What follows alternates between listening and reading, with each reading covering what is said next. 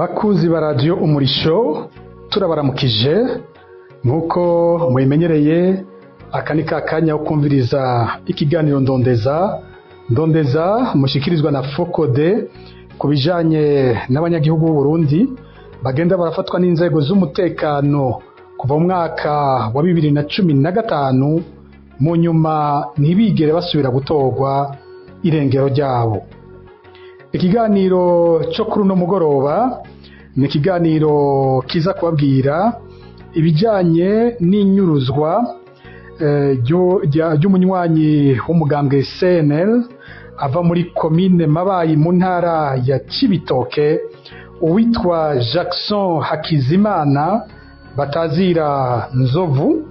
Uyu akaba yanyurujwe ku igenekerezo rya 12 mu kwezi kwa gatanu mu mwaka wa 2024. Kino kiganiro rero kije kiri mu rutonde rurerure tumaze imisi turiko turabaha rujanye n'abanyagihugu bava muri komine Mabayi mu ntara ya Cibitoke, cyane cyane abanywanyi b'umugambwe CNL bagiye barafatwa bakanyuruzwa mu mwaka wa 2024. Bamwe muri bo bakaba kugeza ubu batazwi irengero ryabo. Nkuko ikiganiro ndondeza mumaze kukimenyera, mu gice cya mbere cyatubaha umwidondoro w'uyu yafashwe n'ingene yanyurujwe. Igice cya kabiri kiza gushimika nyene kuri ivyo bijanye no kugene yafashwe hamwe n'ibyagiye birakorwa byose bijanye no kumurondeza. Ikiganiro cy'uno munsi kirafite ico gipfana cyane n'ikiganiro twaheruka kubashikiriza cyari kijanye n'inyuruzwa rya Juma Ndayishimiye yanyurujwe umunsi umwe n'uwundi yitwa Pacifique Nkeshimana. Nuko muza kuvyumva rero muri iki kiganiro haraho muza kumva ko ivyashikiye bano babiri banyurujwe itariki 5 z'ukwezi kwa 4 muri 2024 n'ivyashikiye Jackson Hakizimana batazira Nzovu bifise isano rikomeye cyane. Ariko rero muti uyu Jackson Hakizimana ninde?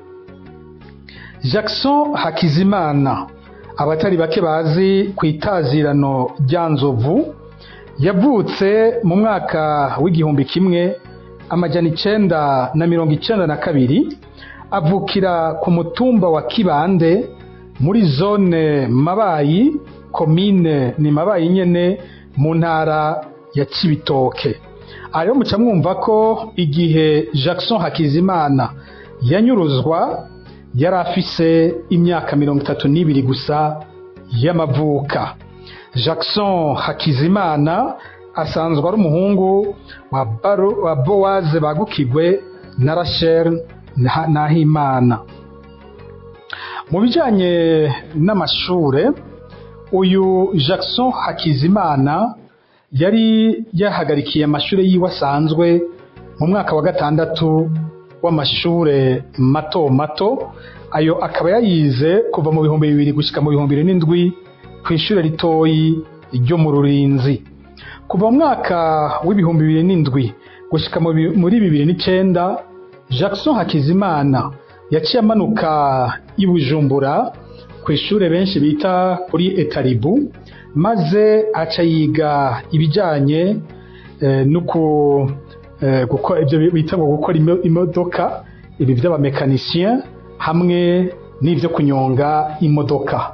Yarangirije amashuri ngaho muri 2009 afise certificat imwemerera ko ashobora gukora imiduga iba yagize ingorane, akongera aronka n'urupapuro rwo kugendesha imiduga. Kuva muri 2009 gushika muri 2012 Jackson Hakizimana yaciye akorera muri garage iri mu Buyenzi bita Twiyungunganye.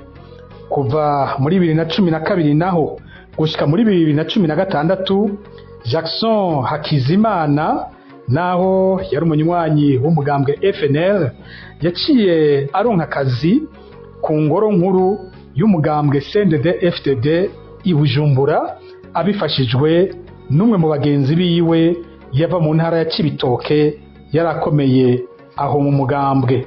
Aho rero mu mugambwe yarajejwe akazi k'ubushoferi akongera akaza arakora imodoka z'umugambwe CNDD-FDD. Kuva muri 2016 gushika muri 2017 naho Jackson Hakizimana yaciye aja gukorera mu nama nshingamateka y'u Burundi, naho nyene akoraho nk'umushoferi kandi akorana kakazi k'umekanisien. Aha naho yari yahashikanywe n'umushingamateka Simoni Bizimungu asanzwe ari mu mugambwe CNL. Kuva muri 2017 gushika 2019 hari ishyirahamwe ry'umuntu yacukura ubutare mu ntara ya Cibitoke, nawe yaciye amuha akazi maze agenda gukorera iryo shyirahamwe. Kuva muri 2019 gushika muri 2022 yahavuye atakaza akazi, amara igihe iyo myaka 3 ari umushomeri. Guhera muri 2022 gushika arinda nyuruzwa, Jackson Hakizimana batazira Nzovu yari umushoferi muri societe Afritextile yahoze yitwa Kotebu, akaba yakorera mu gisagara ca Bujumbura. Ahagiye gukorera i Bujumbura, umuryango wiwe nkuko tuza kuvyumva wo wasigaye muri komine Mabayi mu ntara ya Cibitoke. Jackson Hakizimana batazira Nzovu yarasanzwe yarubatse urugo rwiwe, mbere yubakanye n'umupolisi w'u Burundi, akaba kandi baribarutse abana. Igihe anyuruzwa bari bafise abana 4, umukenyezi yibungenze. Umukenyezi akaba yahavuye yibaruka amezi 3 inyuma y'ifatwa rya Jackson Hakizimana batazira Nzovu. Ubu nukuvuga ko bafise abana 5. Nuko kandi tubikora no ku bandi bose, twarabagije ibijyanye n'ivyiyumviro vya politike vya Jackson Hakizimana batazira Nzovu. Jackson Hakizimana batazira Nzovu yakuriye mu muryango w'abanywanyi b'umuhari Paripehutu FNL. We kubera yari akiri muto ntiyigeze aja kuba mu bagwanyi b'uwo muhari, ariko icyo twumvise cyo nuko no muri iyo myaka yiwe y'ubuto hari bikorwa yagiye aragezwa wasanga bijanye n'uwo muhari ukiri ku rugamba, aho batubwiye ko hari nk'ibihe bamuzeza gucungera inzu yari ibitsemwo ibigwanisho vya Paripehutu FNL. Inyuma uyu Jackson Hakizimana batazira Nzovu yahavuye aba umunywanyi akomeye w'umugambwe FNL, ari nawe havuye ivamwo mu nyuma CNL yo muri kino gihe. Muri uwo mugambwe yari inkerebutsi, aranazezwa amabanga nkuko twabibwiwe n'abandi mu ndongozi z'uwo mugambwe. Batubwiye ko Jackson Hakizimana yarasanzwe ari muri komite y'ugwaruka rw'umugambwe CNL mu ntara ya Cibitoke. Jackson Hakizimana muri urwo rugamba rw'iyo rwa politike yarahagiriye ibibazo, ariko Imana irakinga. Inshuro zitari zike yarahatswe gufatwa ngo aje gupfungwa canke anyuruzwe. Hama haboneka umuburira, bagasanga bagiye kumufata yamaze kuva mu kibanza bari bamwitezemwo. Mu mwaka w'2020 mu gihe c'amatora haravuzwe naho nyene ko ku munsi w'amatora mu kwezi kwa 5 Jackson Hakizimana habuze gato ngo afatwe n'abapolisi boba bariko baramwirukako. Kuri uwo mugoroba Jackson Hakizimana yari kumwe n'umushingamateka Simoni Bizimungu nkuko twabibwiwe n'abaduhaye amakuru. Uyo mugoroba bariko begeranya ivyegeranyo vyari bivuye mu matora muri komine ya Mabayi aho mu ntara ya Cibitoke. Barazungurutse rero bagenda baregeranya ivyegeranyo. Abari baserukiye umugambwe CNL bari bashoboye kuronka ku biro vy'amatora aho bari bagiye guhagarikira amatora, maze ivyo vyegeranyo iryo joro nyene baca bishira hamwe vyose, baca bamanuka bihuta bayimanukana mu gisagara ca Bujumbura. Amakuru dufise avuga ko hariho abari batumwe kubafata, ariko ntibashobora kubaronka, maze iryo joro Jackson Hakizimana batazira Nzovu abarasubiye gucika abariko baramurondera. Ijya nyuma Jackson Hakizimana dufise ko yacitse yagira afatwe ni ku munsi wa gatandatu igenekerezo rya gatandatu mu kwezi kwa kane muri 2024. Hano turahateba ko kubera ko ari igice gihambaye kica gisigura ibyahavuye bishikira mu nyuma Jackson Hakizimana akanyuruzwa. Mutu uwo munsi vyagenze gute? Reka ndabibutse mu kiganiro twaheruka kumva cari cerekeye abanyurujwe kwigenekerezo rya gatanu mu kwezi kwa kane muri 2024. Ndabibutse ko umugoroba wo kuri iryo genekerezo hari umushoferi yitwa Pacifique Nkeshimana yanyurujwe avuye gushikana imodoka kwa sebuja muri OTB Buhoro. Akivayo abarafashwe hari nk'isaha 11 n'igice. Kuva ico gihe Pacifique Nkeshimana ntarigera asubira kuboneka. Pacifique Nkeshimana akaba yari umugenzi akomeye w'uwundi yitwa Juma Ndayishimiye. Juma Ndayishimiye umunywanyi akomeye cyane w'umugambwe CNL muri komine Mabayi, akaba yarafise n'urugo mu Kinama mu buraruko bw'igisagara ca Bujumbura. Uwo mugoroba nyene isaha 4 z'ijoro zirenga gato niho urugo rwa Juma Nkeshimana bambe rwa Juma Ndayishimiye nago rwategwa hamwe mu Kinama. Rutegwa n'abagabo indwi barimwo 5 bambaye impuzu z'igipolisi, bagenda batwaye Juma Ndayishimiye mbere atanagahuzu yambaye. Kuva ubwo nta gakuru ka Juma Ndayishimiye. Mu kiganiro twabashikirije ubuheruka twarabwiye ko amakuru dufise avuga ko Juma Ndayishimiye hari abo bari bafitaniye amatati ajyanye n'urudandaza rw'ubutare. Aba nabo baca binjizamwo ibibazo bijyanye na politike kugira ngo barabe ko bofatisha Juma Ndayishimiye, maze ngo bacamushirako ivyo bijanye no gukorana n'abagwanyi. Mbere bamwagiriza ko yo batanga ibigwanisho muri komine Mabayi mu ntara ya Cibitoke, bakaca bagiriza wa Pacifique Nkeshimana ko ari we yoba yarunguruza ivyo bigwanisho. Bukeye rero kwigenekerezo rya gatandatu mu kwezi kwa kane muri 2024 niho hari abapolisi bagiye gusaka aho bita Mwirumvya. Ico gihe hakwiragiye igihuha ku mugwa mukuru wa komine Mabayi cavuga ko aho Mwirumvya hoba hatowe ibigwanisho, maze ico gitondo bica bituma haba abanywanyi babiri b'umugambwe CNL aho muri komine Mabayi bahavuye bahagarikwa. Mu kiganiro giherutse twari twabahaye n'amazina yabo. Muri abo hariho nk'uwitwa David Sengiyumva batazira Rugara n'uwitwa Dieudonné Ntahondereye batazira Bimenyi. Barahagaritswe babacisha ku biro by'igipolisi aho ku mugwa mukuru wa komine Mabayi, hanyuma babandaniriza mu gasho k'iperereza ku mugwa mukuru w'intara ya Cibitoke. Muti none ivyo vyose bihuriye hehe n'uwo twariko turavuga Jackson Hakizimana batazira Nzovu?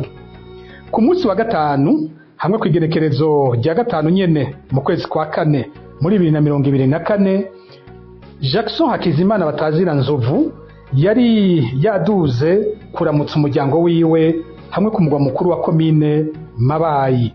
Mu gitondo cyo kuwa gatandatu aho kwigenekerezo rya gatandatu mu kwezi kwa kane, Jackson Hakizimana yiyumviye ko yoja kuramutsa bavyara we bari muri vya bice byo Mwirumvya. Aho rero mu gihe yari kwarajayo niho amakuru yashikira bamwe mu bajyango biwe babwira ko hariko havuga ko hatoweyo ibigwanisho kandi ko igipolisi kigiye gufata bamwe mu bantu baho. Niho rero bahaca haboneka abatelefona Jackson Hakizimana baramubwira bati yamara aho hantu ugiye haba haguteza ibibazo, urazi ko uri kurarondegwa, none ubu hariko havuga yuko hatoweyo ibigwanisho kandi hari abantu bagira bafatwe bo muri ivyo bice. Weho rero warayivuye Bujumbura ukaba uzwi nk'umunywanyi wa CNL akomeye, birashobora kugukwegera hamwe bogusanga muri ako karere. Nuko Jackson Hakizimana acarataha agaruka ku mugwa mukuru wa komine Mabayi. Bukeye naho acasubira i Bujumbura aho yari asanzwe akorera. Ariko rero aho ku munsi w'Imana ari Bujumbura niho yaronka ayandi makuru. Amakuru yamubwira ati wumvise abantu baraye bafashwe hari Mabayi. Baramubwira bamwe bitwa batazira ba Rugara na Bimenyi. Hakongera ko abari bafashwe umunsi w'imbere bamwe Pacifique Nkeshimana na Juma Ndayishimiye. Bacamubwira bati iruhande y'abo bantu bafashwe haravugwa ko harondegwa n'uwundi muntu w'umushoferi aba mu gisagara ca Bujumbura asanzwe aba hafi y'ikambi y'igipolisi ku mugwa mukuru wa komine Mabayi.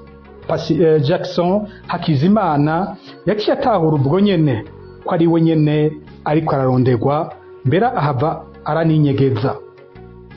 Haciye indwi bamwe bitwa Bimenyi na Rugara bahavuye barekugwa barasubira mu mihana yabo.